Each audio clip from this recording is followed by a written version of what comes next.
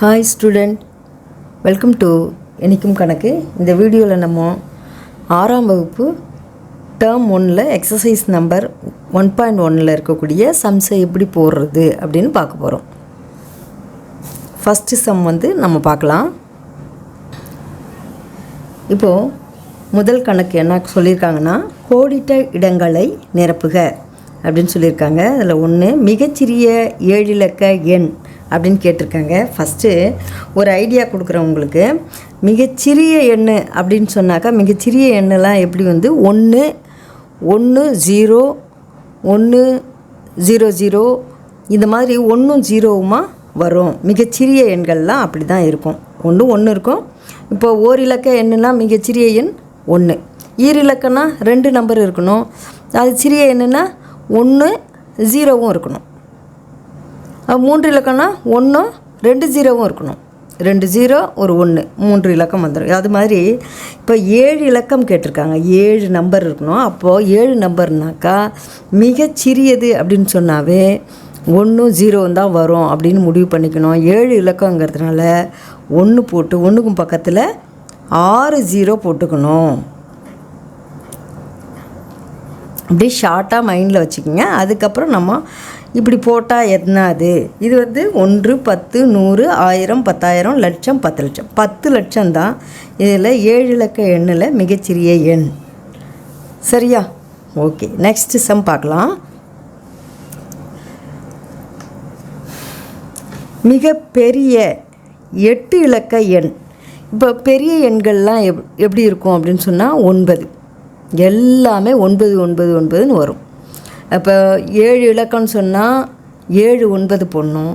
6 இலக்கம்னு சொன்னால் 6 9 போடணும். 5 இலக்கம்னா 5 9 போடணும். இங்கே 8 இலக்கம் கேட்டிருக்காங்க. 8 இலக்கத்தில் மிகப்பெரிய எண் அப்படின்னு சொன்னால் 8 9 போடணும் அப்படின்னு ஞாபகம் வச்சுக்கோங்க. சரிங்களா? 8 9 போட்டால் 1 2 3 4 5 6 7 8 9 போட்டுட்டோம் இல்லையா? 8 இலக்கணில் பெரிய எண். இதுக்கு கமா வச்சுக்கோங்க. கமா 1 10 100 கமா 1000 10000 கமா லட்சம் 10 லட்சம் கோடி. இப்போ 9 கோடியே 99,99,999 இப்படி நம்மளால் சொல்ல முடியாது டக்குன்னு. அதனால் நீங்கள் இது மாதிரி ஷார்ட்டாக ஞாபகம் வச்சுக்கணும். 8 இலக்கம்னா பெரிய எண் கேட்டால் 8 9 போடணும். சிறிய எண்ணுன்னா 1க்கு பக்கத்தில், இப்போ 7 இலக்கம்னா 1க்கு பக்கத்தில் 6 0 போடணும் அப்படின்னு சொல்லணும். இது மாதிரி ஷார்ட்டாக ஞாபகம் வச்சுக்கிட்டு நீங்கள் எழுதிடணும். எழுதிட்டு அதுக்கப்புறம் எண்களை வாசிக்கலாம். ஓகேவா? அடுத்த கணக்கு இங்கே பாருங்கள். இப்போது இங்கே ஒரு நம்பர் கொடுத்துருக்குறாங்க. இது என்ன நம்பர் படிச்சுக்கலாமா? 1 10 100 1000 10000 லட்சம் 10 லட்சம் 70,05,380 என்ற எண்ணில் 5இன் இடமதிப்பு. இந்த எண்ணை படிக்கணும்லாம் அவசியம் இல்லை. இங்கே கேட்டிருக்காங்க என்ற ஒரு எண் இருக்குது. இதில் எண்ணில் 5இன் இடமதிப்பு என்ன அப்படின்னா 5 இங்கே இருக்குது இல்லையா? இந்த 5 பார்க்கணும். இங்கே 1 10 100 1000. 5இன் இடமதிப்பு 1000. சரிங்களா? அந்த 5 எந்த இடத்துல இருக்குன்னா 1000ங்கிற இடத்துல இருக்குது. அதனால் 5னுடைய இடமதிப்பு 1000 அப்படின்னு எழுதணும். சரியா? அடுத்த கணக்கு நம்ம பார்க்கலாம். இப்போ இந்த நம்பர் 1 10 100 1000 10000 லட்சம் 10 லட்சம் 76,70,905 என்ற எண்ணின் விரிவாக்கம். இங்கே எண்ணின் விட்டுட்டேன், எழுதிக்கோங்க. என்ற எண்ணின் விரிவாக்கம் பண்ணி எழுது. ஒவ்வொரு எண்ணுக்கும் இடமதிப்போடு சேர்த்து நம்ம தானே விரிவாக்கம் எழுதணும். விரிவாக்கம் அப்படின்னு சொன்னால் என்னன்னா அந்த எண் எந்த இடத்துல இருக்குது அப்படின்னு எழுதுறது தான் விரிவாக்கம். இதுக்கு எப்படி எழுதலாம் அப்படின்னு சொன்னாக்கா, இங்கே தீர்வுன்னு போட்டுக்குங்க. கோடிட்ட இடமா இருந்தாலும் இதுக்கு பெருசாக தான் நம்ம எழுத வேண்டியதாக இருக்கும். இப்போ 7 எந்த இடத்துல இருக்குது? 1 10 100 1000 10000 லட்சம் 10 லட்சம். அப்போ 10 லட்சம் போடணும். சரியா? 10 லட்சம். 1 10 100 1000 10000 லட்சம் 10 லட்சம். இது கரெக்ட் பண்ணிக்கோங்க. அப்புறம் 7 அதனுடைய இடமதிப்பால் பெருக்கிக்கிட்டோம். அப்புறம் ப்ளஸ் போட்டுக்கணும். அப்புறம் 6னுடைய இடமதிப்பு அப்படின்னு சொன்னால் 6இன் இடமதிப்பு 1 10 100 1000 10000 லட்சம் போடணும். லட்சத்துக்கு இப்போ வந்து இங்கே 6 சைபர் போட்டோம், இங்கே 5 சைபர். சரியா? 1 10 100 1000 10000 லட்சம். இந்த மாதிரி கரெக்ட் பண்ணிக்கோங்க. ப்ளஸ் போட்டுக்கோங்க. அடுத்தது 7. இந்த 7 போட்டுக்கிறோம். 7 என்னுடைய இடமதிப்பு என்ன? 1 10 100 1000 10000. சரிங்களா? அது 10,000த்தில் இருக்குது. அப்போ 10,000 போட்டுக்கணும். அடுத்தது 0 இருக்குது. ப்ளஸ் 0 என்னுடைய இடமதிப்பு 1000. இதனுடைய இடமதிப்பு 1000. 0வால் எதை பெருக்கினாலும் 0 தான் வரும். ப்ளஸ் நம்ம இங்கே போட்டுப்போம் 9. 9 என்ன? 100. 1 10 100. 9 × 100 ப்ளஸ் 0 × இது 10 ப்ளஸ் 5 × 1 7 பெருக்குனா என்ன வரும்? 7ஆல் பெருக்கிறோம் அப்படின்னா இந்த 7க்கும் பக்கத்தில் எத்தனை சைபர் இருக்கோ அதை போட்டுட்டா போதும். 1 2 3 4 5 6 சைபர் போட்டுக்குங்க. 6 சைபர். சரிங்களா? ப்ளஸ் எண்ணிக்கணும், கரெக்டாக எண்ணிக்கணும். இங்கே எத்தனை சைபர் இருக்குது? 2 4 6. இப்போ 7க்கும் பக்கத்தில் 6 சைபர் போட்டால் இது பெருக்கிட்டோன்னு அர்த்தம். அதே மாதிரி 6 லட்சத்தில் பெருக்கும்போது 6 எத்தனை சைபர் இருக்குது? 5. 5 போட்டிங்கன்னா 5 சைபர் போட்டிங்கன்னா போதும். ப்ளஸ் 7 × இங்கே 4 சைபர் இருக்குது. 7க்கு பக்கத்தில் 4 சைபர் போடணும். ப்ளஸ் இது வந்து சைபர் தான், இதை விட்டுடலாம். அடுத்தது 9. 9க்கும் பக்கத்தில் எத்தனை சைபர் இருக்குது? 2. அதை போட்டுருணும். அதாவது 100ஆல் பெருக்கும்போது 100ல் 2 சைபர் இருக்கிறதுனால 2 சைபர் 9 சேர்த்துக்கிட்டோம்னா போதும். அடுத்த இது வந்து 0 ஆகிடும். ப்ளஸ் 5. சரிங்களா? ஓகே, இதுதான் ஆன்சர். ஓகே, நெக்ஸ்ட் சம் பார்க்கலாம். இப்போது சரியா தவறா, 2வது கணக்கு சரியா தவறா என கூறுக அப்படின்னு இருக்காங்க. முதல் கணக்கு வந்து இந்திய முறையில் இந்த நம்பரை எப்படி என்ற எண்ணை, அதாவது என்ன படிக்கலாமா? 1 10 100 1000 10000 லட்சம் 10 லட்சம் கோடி 6,79,99,037 என்ற எண்ணை எப்படி எழுதலாம்னு சொல்கிறாங்க? இப்படி கமா போட்டு எழுதலாம் அப்படின்னு சொல்கிறாங்க. இது ரைட்டா அப்படின்னு சொன்னால் இந்திய முறையில் ஃபஸ்ட்டு 1 10 100 கமா 1000 10000 கமா லட்சம் 10 லட்சம் கமா போடலாம். இப்படி தான் போடணும். இது சரி. அதனால் இது சரி. அதை ஃபஸ்ட்டு 1 10 100 கமா 1000 10000 ஆயிரங்களை ஒன்றா சேர்த்துக்கணும், லட்சத்தை ஒன்றா சேர்த்துக்கணும். சரியா? இது சரி. இது சரி. அடுத்தது 2வது கணக்கு பாருங்கள். ஓரிலக்க எண்ணின் தொடரி எப்பொழுதும் ஓரிலக்க எண்ணாகும்.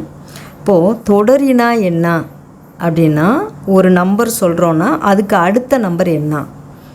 இப்போ எடுத்துக்காட்டாக நம்ம ஒரு எழுதிக்கலாம். எடுத்துக்காட்டாக எதை எழுதலாம்? ஓரிலக்க எண்ணை எதை எழுதிக்கலாம்? ஓரிலக்க எண்ணினுடைய தொடரி இப்போ 9ன்னு இருக்குன்னு வச்சுக்கோங்க. 9 ஓரிலக்க எண்.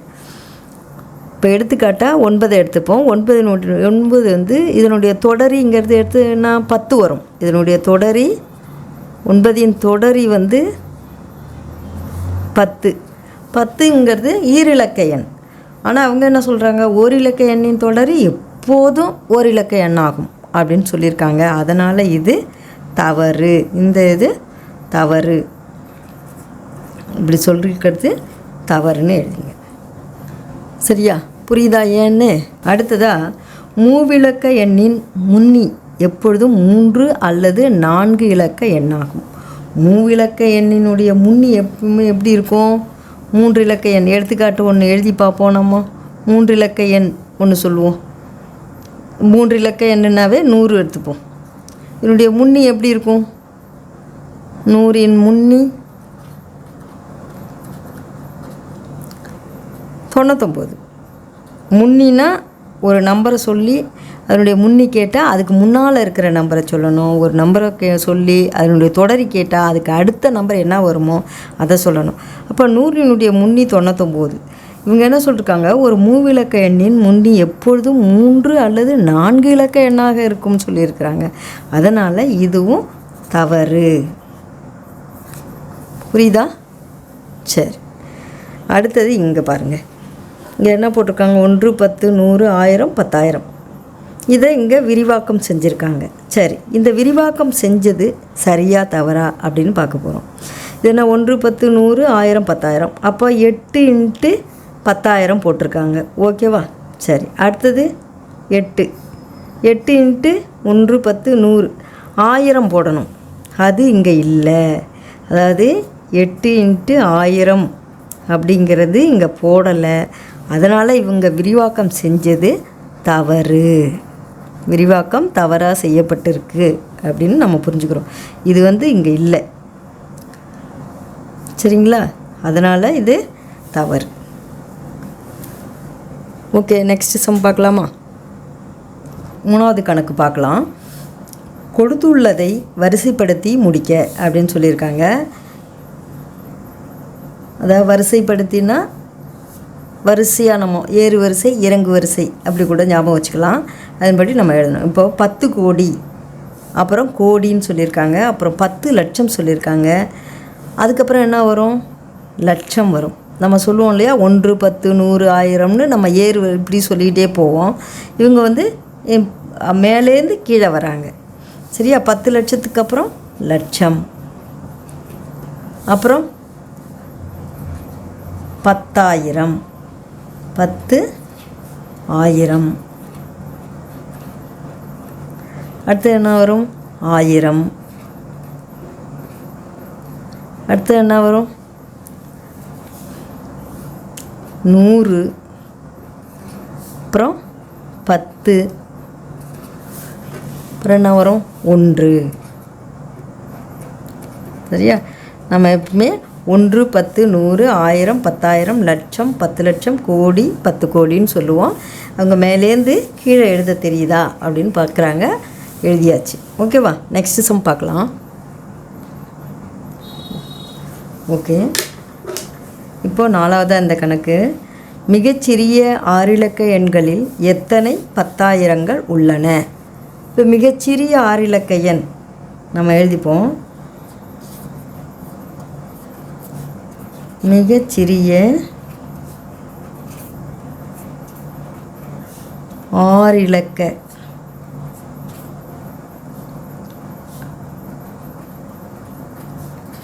நான் ஏற்கனவே ஐடியா சொன்னேன். 6 இலக்க எண் மிகச்சிறிய எண் அப்படின்னு சொன்னாவே 1க்கு பக்கத்தில் 5 0 போட்டுக்கணும். சரியா? 1க்கு பக்கத்தில் 5 0. மொத்தம் 1, 2, 3, 4, 5, 6 நம்பர் வந்துருச்சா? 6 இலக்கம் இருக்கா? சரி, இது கமா போடுங்க. அப்போது 6 இலக்க எண் 1 லட்சம். 1, 10, 100, 1000, 10000, லட்சம். 1 லட்சம். 1 லட்சத்தில் எத்தனை 10000கள் 10000 உள்ளது அப்படின்னு சொன்னாக்கா, எத்தனை 10000 உள்ளது அப்படின்னு சொன்னால் இதை எப்படி கண்டுபிடிக்கலான்னா இப்படி போட்டும் கண்டுபிடிக்கலாம். இல்லைன்னா நீங்கள் 1 லட்சத்தில் எத்தனை 10000கள் 10 10 எத்தனை 1000 அப்படின்னா 10 10000கள் இருக்குது அப்படின்னு சொல்லிட்டு சொல்லலாம். அல்லது இதை எப்படி கண்டுபிடிக்கலாம் அப்படின்னு சொன்னால் இப்படி பாருங்கள். 1 லட்சத்தை போட்டுக்கோங்க. போட்டாச்சா? அது எத்தனை 10000ங்கள்ங்கும்போது 10000ஆல் நம்ம வகுக்கிறோம். இந்த வகுக்கும்போது இங்கே பாருங்கள், இங்கே 1, 2, 3, 4 இது 10000 தானே? 10000 தானே கேட்டிருக்காங்க. சரியா? எத்தனை 10000கள். அதனால் 10000 போட்டுக்கிட்டேன். இங்கே 4 0 இருக்குது, அடிச்சிடலாம்.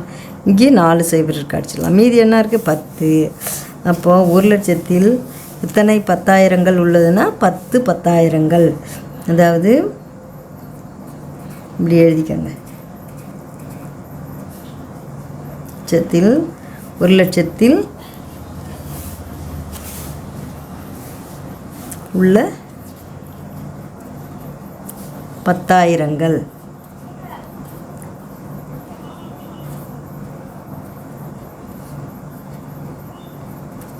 Is equal to 10. இதுதான் ஆன்சர். ஓகேவா? சரி, நெக்ஸ்ட் சம் போடலாம். இப்போது 5வது கணக்கை பார்க்கலாம். 5, 2, 0, 7, 3 என்ற இலக்கங்களை பயன்படுத்தி மிகப்பெரிய 5 இலக்க எண்ணையும் மிகச்சிறிய 5 இலக்க எண்ணையும் எழுதுக அப்படின்ட்டுருக்காங்க. இது ரொம்ப இன்ட்ரெஸ்டிங்கான கணக்கு. இப்போது 5 இலக்கம்னு சொன்னால் 1, 10, 100, 1000, 10,000. 10,000த்தில் ஒரு பெரிய நம்பர் இருக்கணும். அடுத்தது அதை விட கொஞ்சம் சின்ன நம்பரு, அடுத்தது அதை விட கொஞ்சம் சின்ன நம்பர், இப்படி எழுதணும். சரிங்களா? இப்போது இந்த 5 நம்பரை எடுத்துக்கிறோம். தீர்வுன்னு எழுதிக்கோங்க. இந்த மிகப்பெரிய எண் ஃபஸ்ட்டு கேட்டிருக்காங்க. மிகப்பெரிய எண், மிகப்பெரிய 5 இலக்க எண்.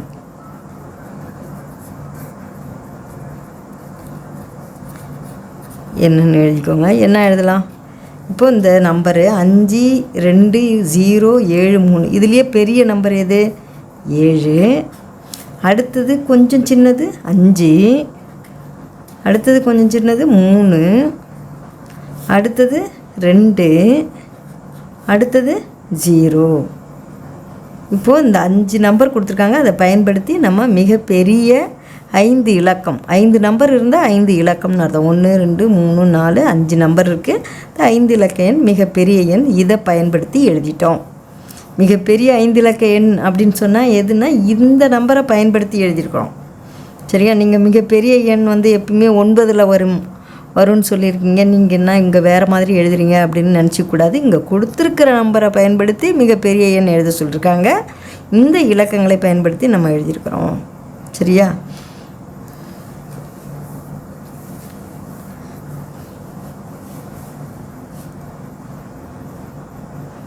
அதாவது வித்தின் ப்ராக்கெட்டுக்குள்ளே கூட நீங்கள் எழுதுங்க. 5, 2, 0, 7, 3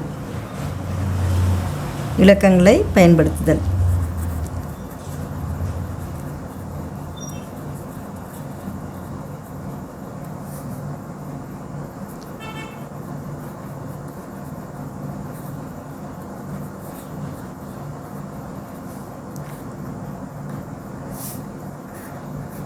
சரியா? ஓகே. இதே இப்போ அதே மாதிரி நீங்கள் இப்படி எழுதிக்கலாம்ல.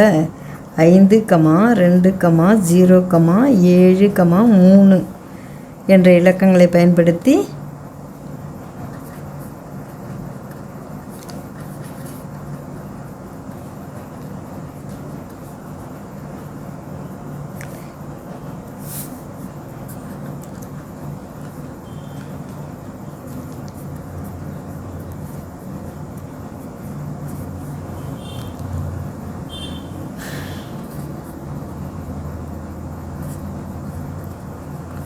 எழுதக்கூடிய மிக சிறிய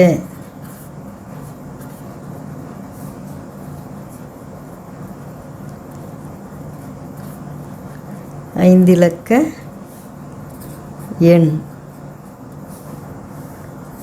அப்படின்னு சொன்னால் எழுதலாம்.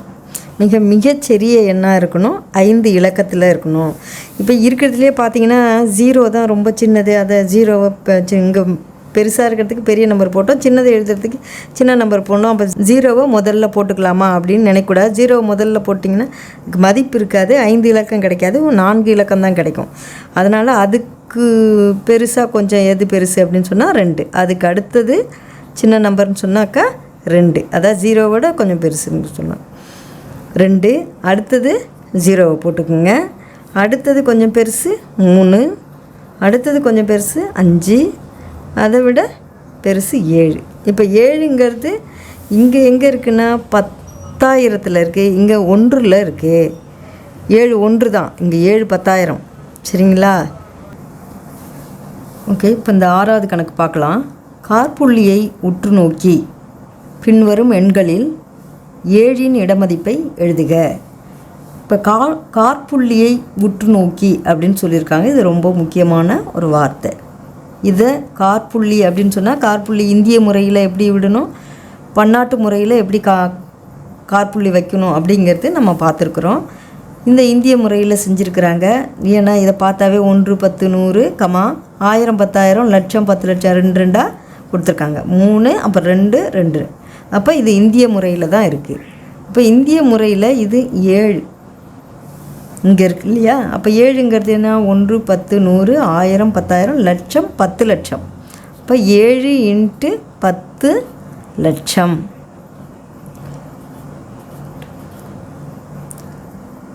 சரிங்களா? 10 லட்சம். அது என்ன வரும்? 7 × 10 லட்சம். நம்ம 7க்கு பக்கத்தில் எத்தனை சைபர் போடணும்? 2 4 6 சைபர் போடணும். பெருக்கணுன்னா 7க்கு பக்கத்தில் 6 சைபர் போட்டால் போதும். சரிங்களா? அடுத்து இங்கே பாருங்கள், இங்கே வந்து 7 இங்கே இருக்குது இல்லையா? அதே இங்கே இருக்குது. இதுக்கு முன்னால் ஒரே நம்பர் தான் ரெண்டும். சரிங்களா? இது வந்து பன்னாட்டு 3 3 கொடுத்துறதுனால இது பன்னாட்டு முறை. பன்னாட்டு முறைங்கும்போது 1 10 100 1000 10000 100000 மில்லியன். அப்போது இங்கே என்னன்னா 7 மில்லியன். 7க்கு பக்கத்தில் 6 சைபர் போடுறோம். சரியா? இதுக்கும் போட்டுக்கிறோம். 7 மில்லியன். புரியுதுங்களா? ஓகே. இங்கே வந்து இப்படி